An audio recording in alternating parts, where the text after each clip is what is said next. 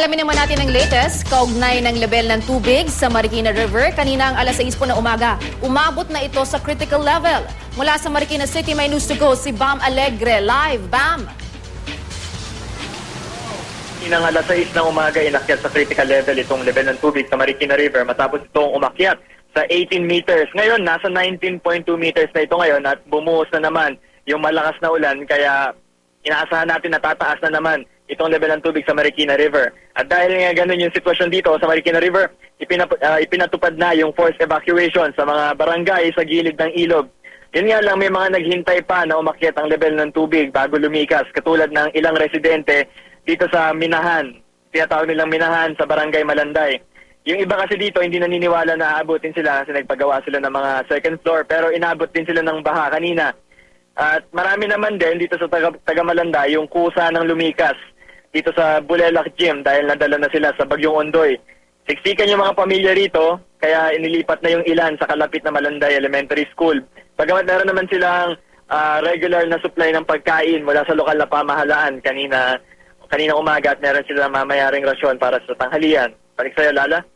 Bam, makikita natin dito sa ating monitor, napakalakas ng current at halos umabot na sa 20 yung level ng tubig dyan sa Marikina River. Nandyan kasi yung Marikina River banks. Lumalampas na ba ang tubig dyan?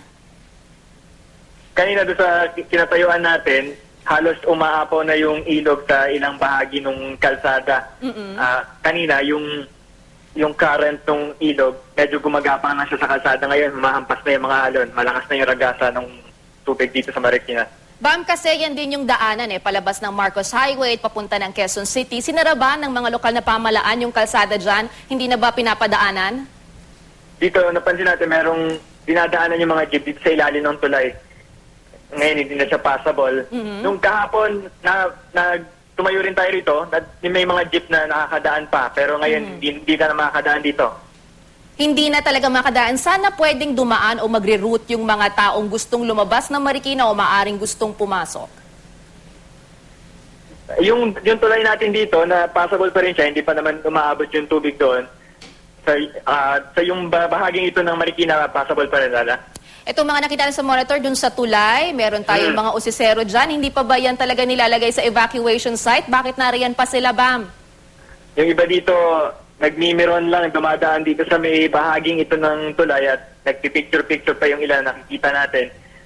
Yung lokal na pamahalaan, nakakonsentrate sila doon sa mga actual evacuation centers, saka doon sa mga lugar na kailangan ng tulong kasi may mga ilan tayong kababayan na stranded doon. Doon nakatutok yung ating mga rescue teams ngayon, Lala. Alam natin na Marikina natuto na sa kanilang aral dun sa nangyari sa Ondoy. Meron silang mga rubber boats na inihanda yung kanilang rescue teams. Nakita mo na ba? At meron ba silang sapat na tauhan at kagamitan sa ngayon? Kaninang umaga, nagpapatrolya dito yung mga kawani ng Marikina Rescue. May speedboat sila dito sa mismong ilog. Sakaling may maanod, just in case. Huwag naman sana. Naka-standby sila doon. Meron din mga rubber boats sila rito sa gilid ng ilog. Sakaling may mga mangailangan. Ngayon, ang mas nakangailangan daw ng rubber boat, yung mga napuntahan namin kanina, na mataas na yung tubig doon sa kanilang mga bahay. Kaya kailangan nila yung mga rubber boat ngayon.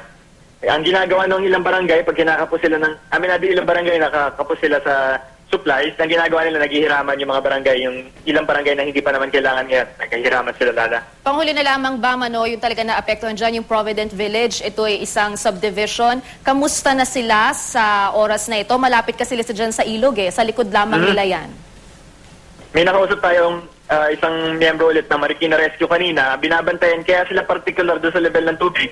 Dahil kapag lumampas ito ng 19 meters o higit pa, maaaring umabot yung ilog, yung tubig sa ilog sa Provident Village. Kasi nung Ondoy, ang sabi nung ilang mga otoridad dito, umabot yung level ng tubig sa Marikina River ng 23 meters. So as early as 19 meters, nakabantay na sila baka umabot sa Provident Village yung tubig. Lala? Okay. Maraming salamat sa iyo, Bam Alegre.